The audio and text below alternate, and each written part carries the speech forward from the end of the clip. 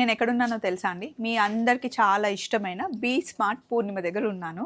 అందరికీ పూర్ణిమ గారు తెలుసు. అయితే ఈరోజు షూట్ కన్నా ఎక్కువ ఇంట్రెస్ట్ ఏంటి అంటే, ఇద్దరం కలిసి వర్క్ చేయాలి అనే ఇంటెన్షన్‌తో మీరు పిలవగానే నేను వచ్చేసాను. Thank you so much. And మన ఛానెల్‌లో చెప్పేద్దాం అనుకుంటున్నా. అదేంటి అంటే పూర్ణిమ గారు కొత్తగా బిజినెస్ స్టార్ట్ చేశారు.